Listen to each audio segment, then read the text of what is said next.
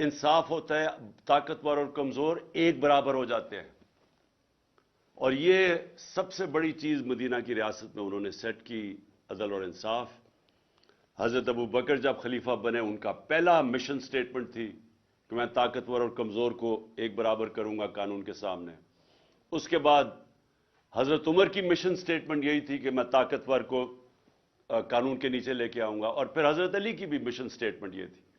تو بیسکلی جب آپ انصاف قائم کرتے ہیں ایک معاشرے میں، آپ لوگوں کو آزاد کر دیتے ہیں. جب آپ لوگوں کے فنڈامنٹل رائٹس کی حفاظت کرتے ہیں، ایک معاشرہ جب ان کو پروٹیکٹ کرتا ہے تو وہ معاشرہ اس قوم کے پوٹینشل کو ریلیز کر دیتا ہے، اس کی پرواز اوپر کر دیتا ہے، ان کو پر دے دیتا ہے انسانوں کو. کبھی بھی غلام انسانوں نے کوئی بڑے کام نہیں کیا آج تک.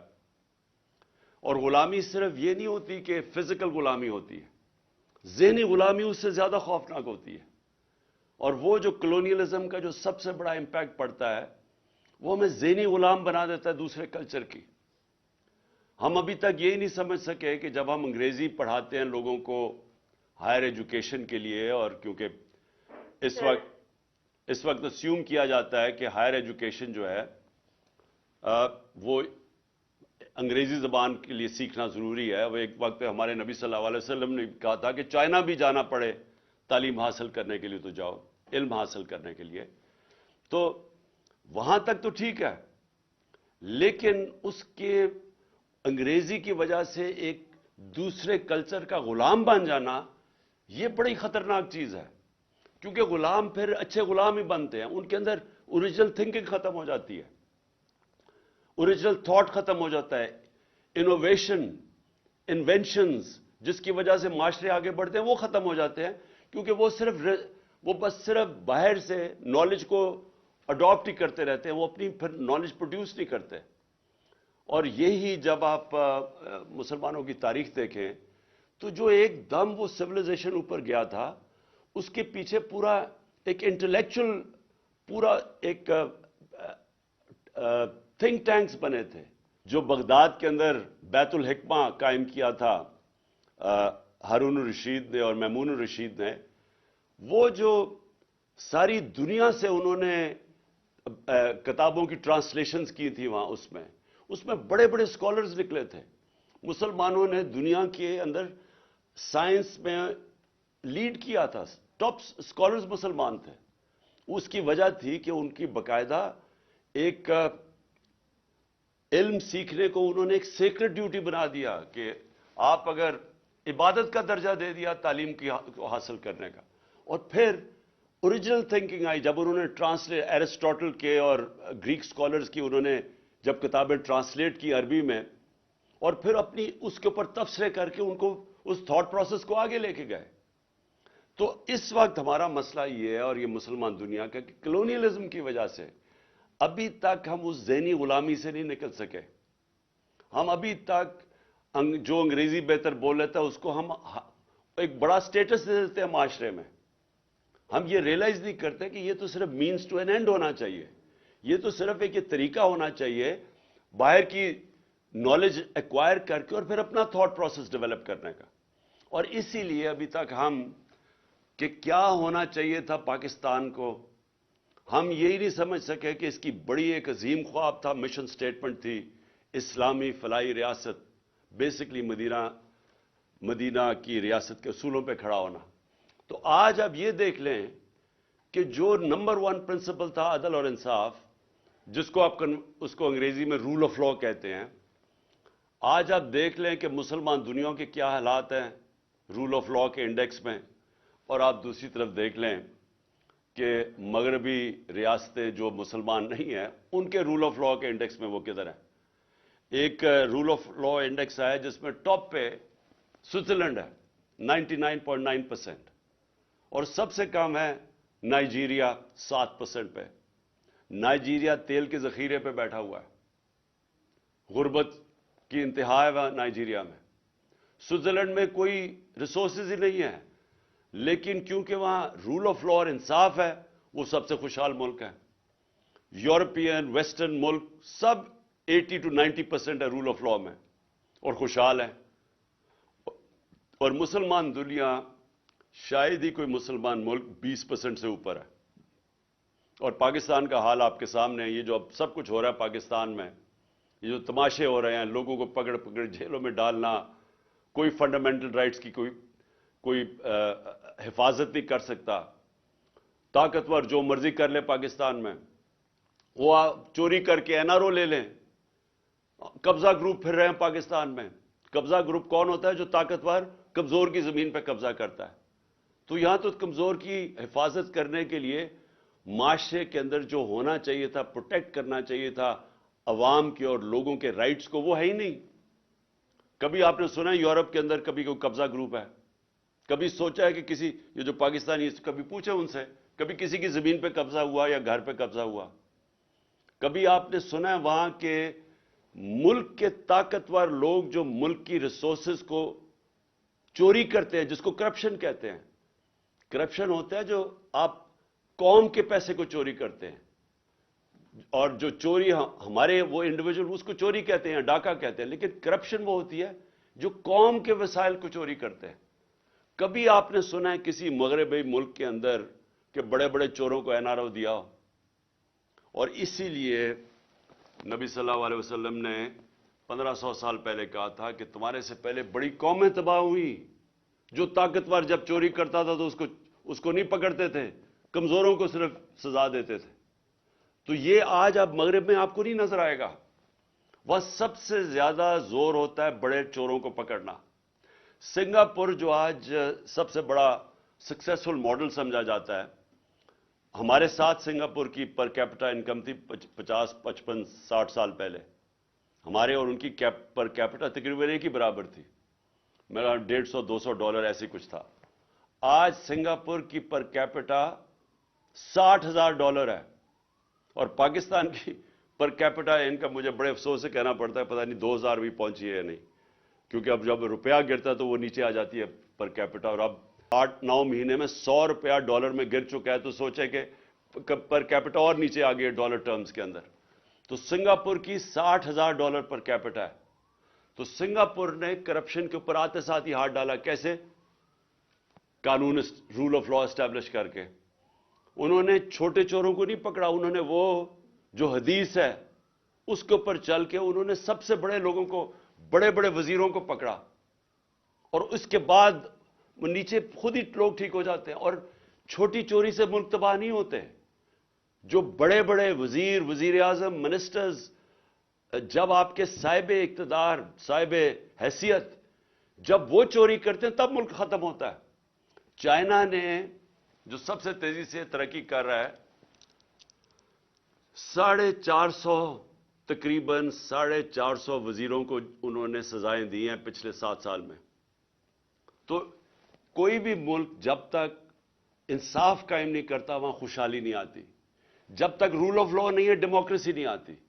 ڈیموکریسی آپ جب رول آف لا کا مطلب ہی ڈیموکریسی ہے.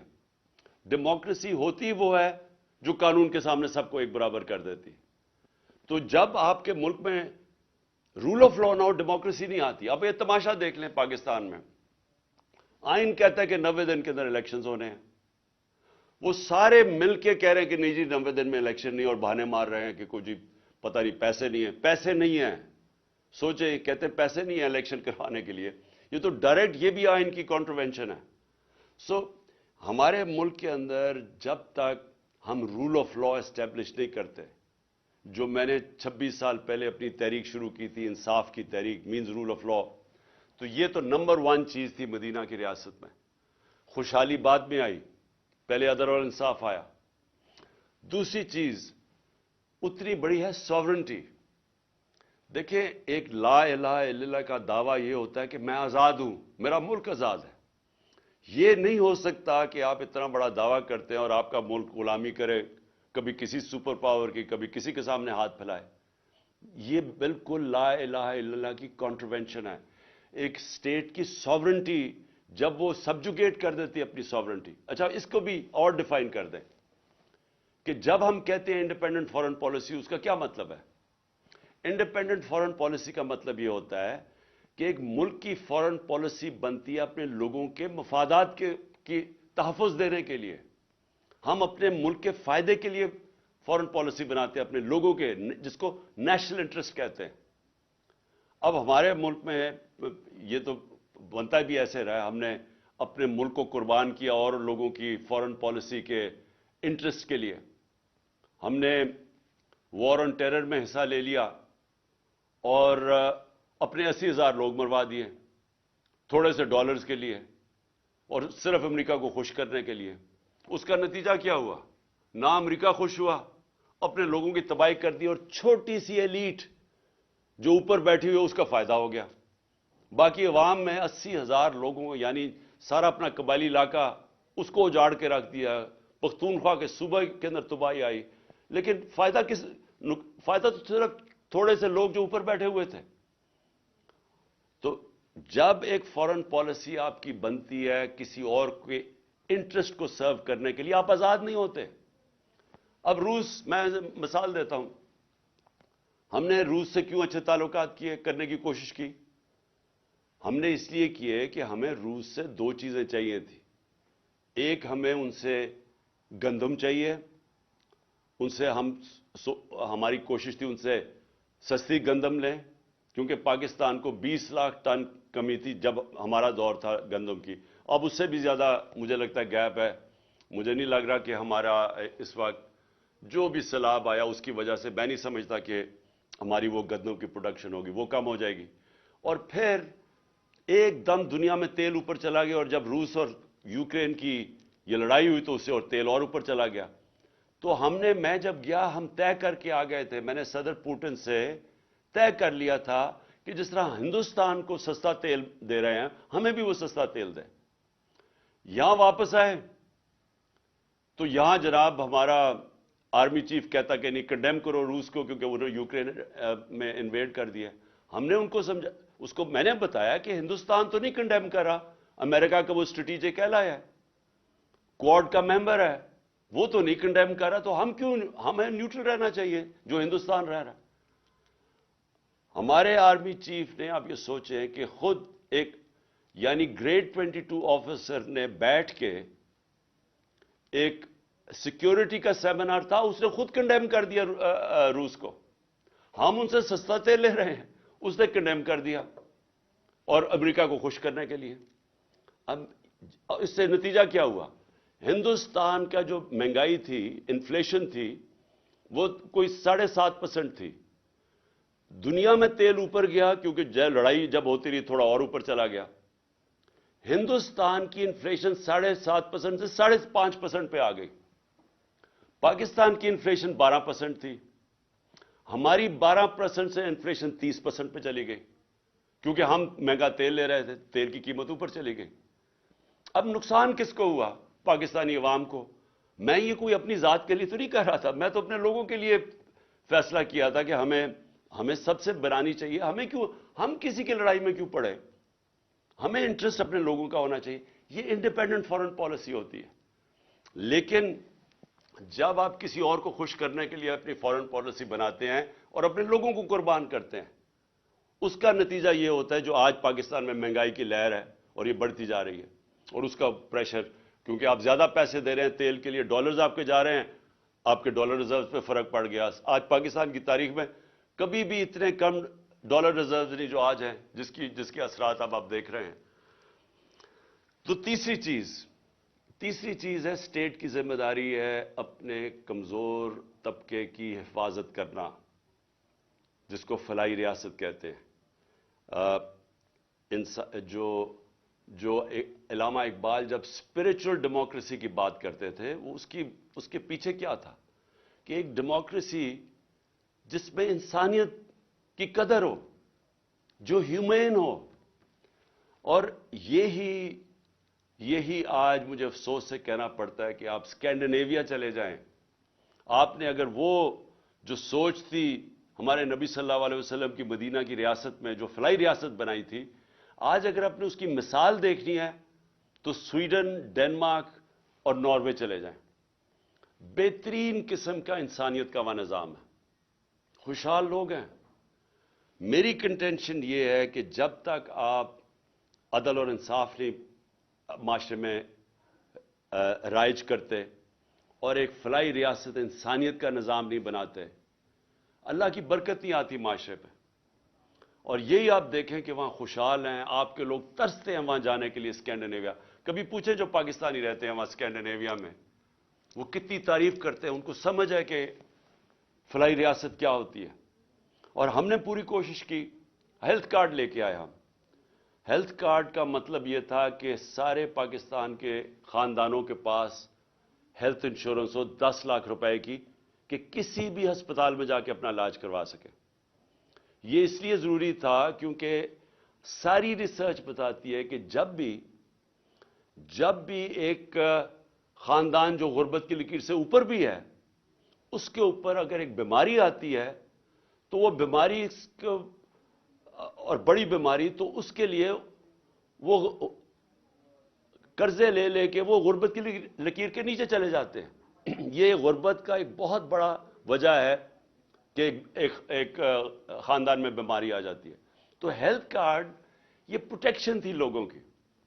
اس کی تعریف دنیا میں ہوئی، لانسٹ میڈیکل جرنل ہے دنیا کا، اس نے تعریف کی۔ انہوں نے کہا کہ ہمارے سے امیر ترین ملکوں کے پاس بھی اس طرح کا یونیورسل ہیلتھ کوریج نہیں ہے جو پاکستان میں ہے۔ اور افسوس سے کہنا پڑتا ہے کہ یہ گورنمنٹ نے وہ رول بیک کر دیا۔ اور وہ ایک ایسی چیز تھی کہ صرف یہی نہیں کہ پروٹیکشن تھی ہمارے 50% آبادی سفید پوش کے لیے بھی، کہ وہ کسی بھی یعنی پرائیویٹ ہاسپٹل میں غریب لوگ جا کے اپنے ہارٹ کے اندر سٹینٹس ڈلوا سکتے تھے۔ پرائیویٹ ہاسپٹلز میں پہلی دفعہ پاکستان کا غریب آدمی جا کے اپنا علاج ہیلتھ کارڈ کی وجہ سے کروا رہا تھا۔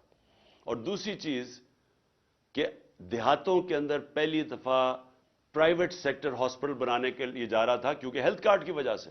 اب وہ سب کچھ رک گیا۔ ہمارا جو احساس پروگرام تھا وہ دنیا نے اکنالج کیا۔ اسٹینفورڈ یونیورسٹی نے اپنی رپورٹ کی احساس پہ، اور انہوں نے کہا کہ یہ پاکستان کے اندر ہیلتھ اور ایجوکیشن کے اوپر یہ جو پیسہ خرچ کر رہے ہیں، اور اس کی وجہ سے فلاحی ریاست کی طرف پاکستان جا رہا ہے۔ تو جو بھی ملکوں کے اندر ظلم ہوتا ہے، جو قدر نہیں کرتے اپنے کمزور طبقے کے، جدھر غریب اور امیر میں فاصلے بڑھتے جاتے ہیں، جدھر غریب کی بنیادی ضروریات پوری نہیں کرتا ایک معاشرہ، میری یہ ایمان ہے کہ ان کے اوپر اللہ کی برکت نہیں آتی۔ ہمیں یہ کہا جاتا ہے کہ جی پہلا پیسہ آئے گا، پہلے قوم کے اندر پیسہ آئے گا اور پھر ہم اس قوم کے اندر فلاحی ریاست لے کے آئیں گے۔ میں یہ سمجھتا ہوں کہ یہ بالکل غلط ہے۔ پہلے آپ فلاحی ریاست لیتے ہیں، عدل اور انصاف قائم کرتے ہیں، پھر قوم میں خوشحالی آتی ہے، جو کہ مدینہ کی ریاست میں ہوا تھا۔ شروع میں تو بڑے مشکل حالات تھے مسلمانوں کے، لیکن انہوں نے آتے ساتھ ہی فلاحی ریاست اور انہوں نے عدل اور انصاف قائم کیا، اس کے بعد خوشحالی آئی۔ اور یہی ماڈل پاکستان کو فالو کرنا ہے، کیونکہ اب تک ہم انتظار ہی کرتے رہتے ہیں کہ جی پہلے پیسے آئیں گے اور پھر فلاحی ریاست بنے گی، جو نہ پیسے آتے ہیں اور نہ فلاحی ریاست بنی ہے ابھی تک۔